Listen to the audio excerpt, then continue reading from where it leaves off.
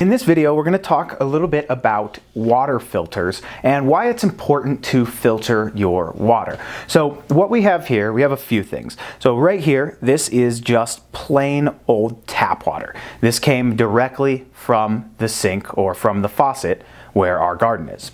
This right here is filtered water, and we just used a regular filter that has a carbon filter and a sediment filter. Now, what this filter is going to do is pull out chlorine with the carbon filter, and it's extremely important to pull out chlorine, and we'll talk about that in a second. But also, the sediment filter is going to pull out any heavy metals, maybe iron or any types of rust that may have come through your pipe, right? So we got tap water, filtered water, and then we have reverse osmosis water. And this filter right here is a reverse osmosis filter or an RO filter. So this also has a carbon filter, and you can actually see it's just activated charcoal, right, or activated carbon right here, and then a pre-sediment filter right over here. Now the filter, or the part of the filter that's actually doing most of the work, is this top part right here, and this is the reverse osmosis membrane.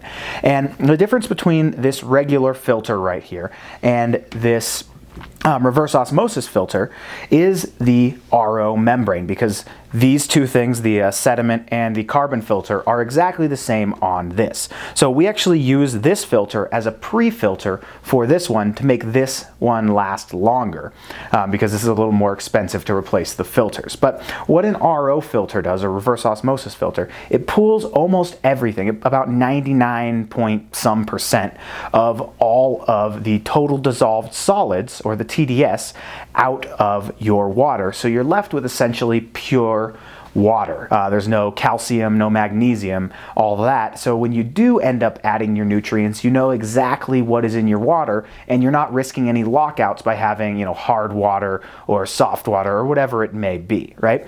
So let's go ahead and test these types of water. Right here we've got our TDS meter. This is just going to test the total dissolved solids in our water. So let's go ahead and turn this on.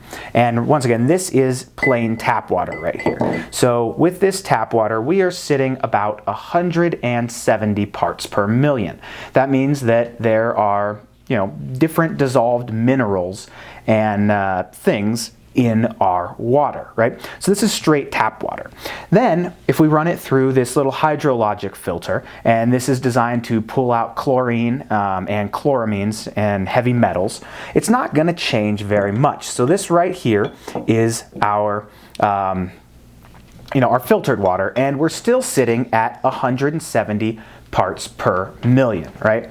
Sorry about that, this thing's falling over. So we've got 170 parts per million. So this actually isn't pulling out anything except for the chlorine, which isn't going to make a huge difference for our total dissolved solids, but it is going to make a big difference for our plants, because chlorine is actually going to kill all of the beneficial bacteria that you might have in your soil. Especially if you're running soil, you should definitely filter it, because that's going to kill all of the beneficials in there.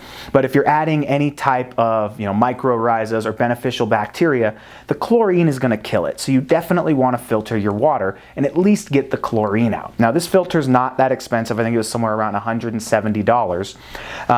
But then when we move up to the reverse osmosis filter, this one was about $225, I believe.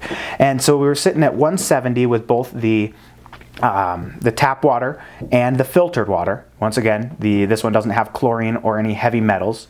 And right here with this reverse osmosis water, we are sitting at 0 parts per million. So what this reverse osmosis filter did is it totally pulled out all of the additives in the water, such as the calcium, magnesium, and anything else that was added. So we are left with straight water.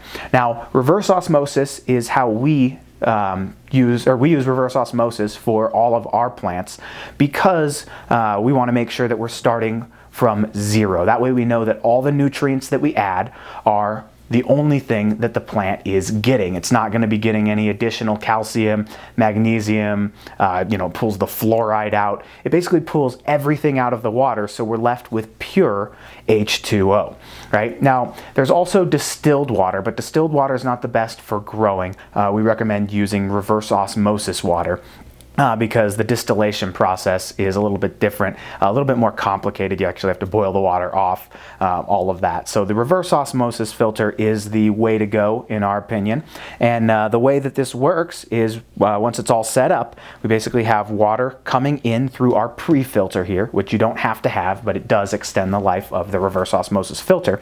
So we have the water coming in here. It goes through the sediment filter first, then through the carbon filter, and then it enters into this sediment filter, right, which then jumps over to this carbon filter and is then pushed up this tube into the reverse osmosis membrane, where all of the additional particles in there, or the total dissolved solids in there, are going to get pushed out through wastewater. And this little black line that's usually coming out of here going down the drain will give you some wastewater, and this blue tube right here is going to give you the reverse osmosis water, which is the pure water.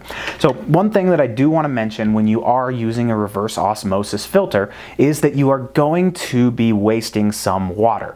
Usually, depending on the filter you have, you're going to waste anywhere from your wastewater is going to be either equal to the amount of reverse osmosis water that you get, and oftentimes with smaller filters like this, you're going to be using 2 to 3 times the amount of water to get that reverse osmosis water. And I believe this filter, the waste is about 2 to 1, so 2 parts waste to 1 part reverse osmosis water.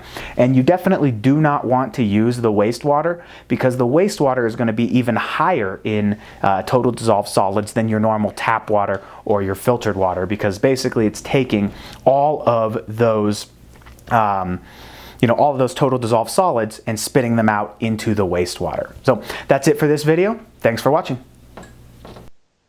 Once again, thanks for watching. And if you liked our video, please like, comment, share, and subscribe. You can subscribe and never miss a video update from us again by clicking the click here to subscribe button on the screen.